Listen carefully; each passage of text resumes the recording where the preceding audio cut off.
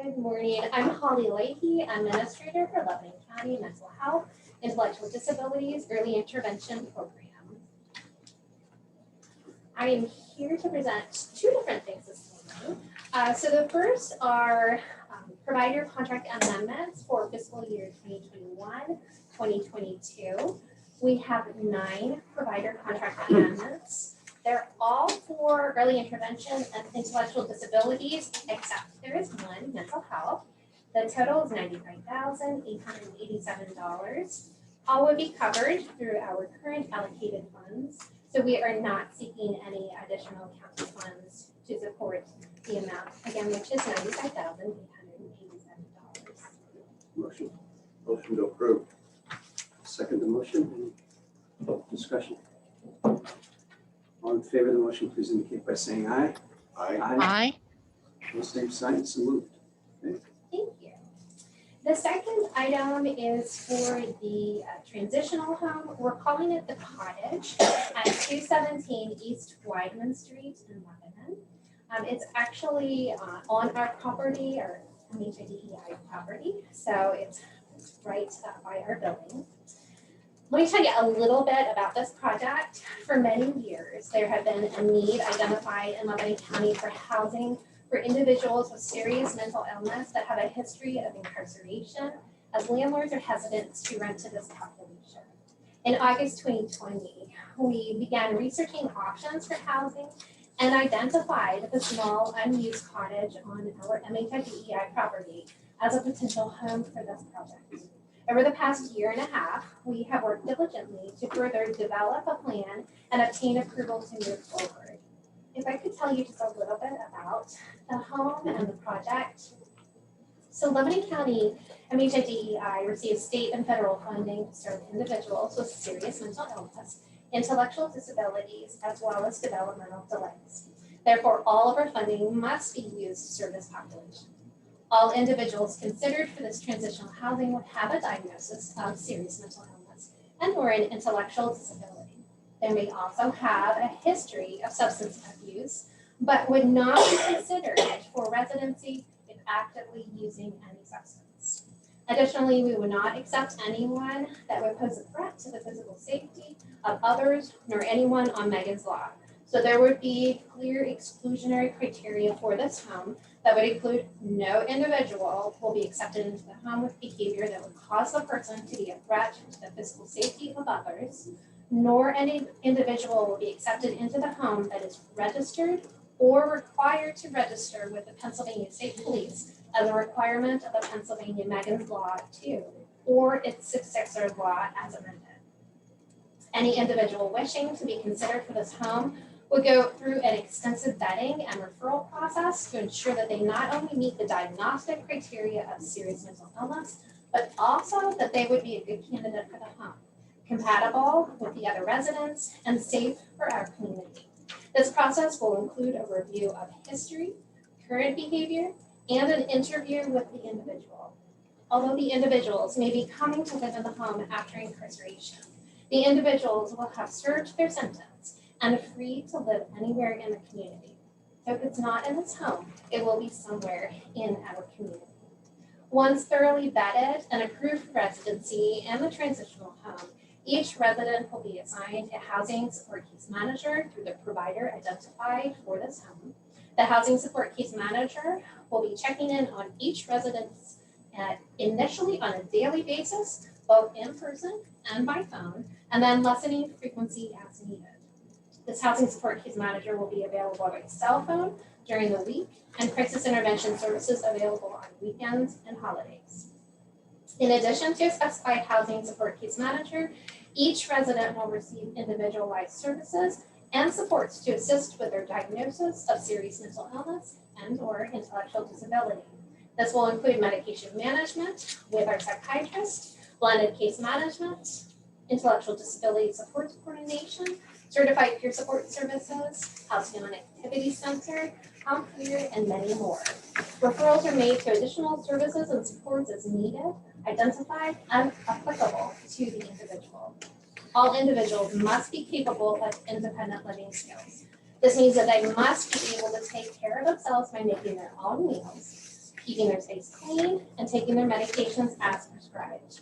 There are also individualized services available that can assist in refining these skills if they have basic skills and need some assistance. Since the individuals are free to be in the community, there will be no security guard or security in the home. We have 10 high-quality security cameras that surround our MHIDEI agency building that will be able to capture the outside activity of the transitional home. Since this home is literally in our agency backyard, there will be a very high level of monitoring and oversight. The home will have basic rules, including, but not limited to, no overnight guests, no drinking or drugs, no smoking in the home, and a curfew. These rules will be fully identified and refined as we develop the home. So as we go through this process, we'll further develop those. Potential residents will be required to sign an agreement and abide with all the rules in order to remain in the home. Just a little bit about the home itself. It's transitional for 3 individuals, and there will be no staff living in the home, but as described, there will be lots of services and supports and oversight and monitoring.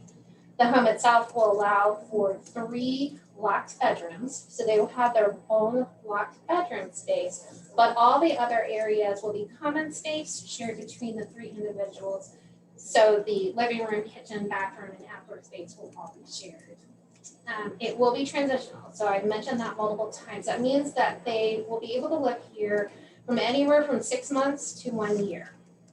This affords them the opportunity to receive the mental health services and supports in the community, begin to draw down monthly income, whether that be Social Security income or through a job, pay down any fines, and ultimately locate with or without our assistance, long-term housing.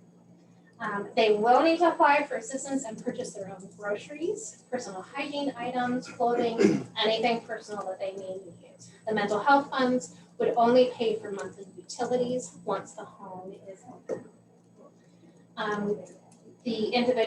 Once an individual moves out of the transitional home and into alternative housing of their choice, we would take additional referrals and consider new applicants for the home.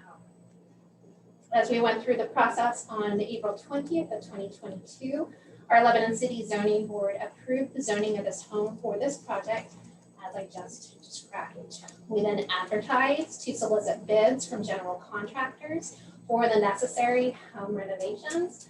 It's not very habitable at this time, so it really needs some renovations to bring it up to code and standards.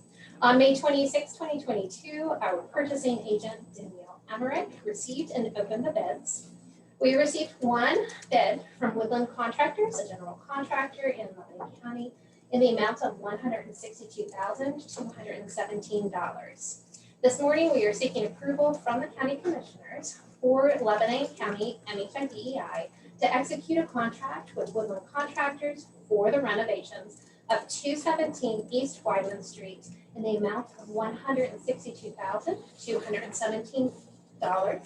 We have identified existing funds within our seat allocation for this project, so we are not requesting any additional county funds from the commissioners for this particular project. Okay, seek a motion. Motion I'll make approved. a motion to approve the project at 217 East Weidman Street for $162,217 to Woodland Contractors. Second. Okay, moved and seconded that we execute this contract. Just want to make one mention on the bids. We did have interest from approximately 8 bidders that picked up plans and reviewed them, but ultimately it appears decided not to submit a bid. So it's a little unusual to have 1, but the process was there. The specs were drawn up and distributed. It was advertised on PenBid, et cetera. So it's just that we ended up with 1 bid. And that amount, $162,217, is right within the expected ballpark, I'll say. And for those of you, I think all of you were at the hearing with the zoning hearing board of the city. My estimate was that we would be spending between $150,000 and $200,000 on renovations to the home. That's right about where we are.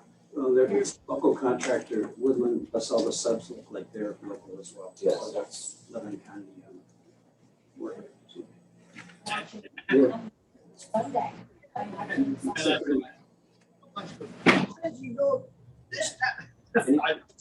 Any other discussion, questions? It's co-ed, I take it, for 3 people, it could be co-ed. Potentially, although again, really looking at the individuals. So as we're vetting those referrals, I'm looking at the individuals. We want to make sure that everyone's going to be safe. So possibly, preferably we'd like to start with, just one or the other and, and kind of go from there and see where it takes us. Will there be cameras in the home? I know you mentioned cameras outside the home, No, that's not legal. not in the common Cameras- areas. No, we would not have any cameras in the home. Any other questions? Not all in favor of the motion, please indicate by saying aye. Aye. Aye. Opposed, same sign, so moved. Thank you. Thank you very much.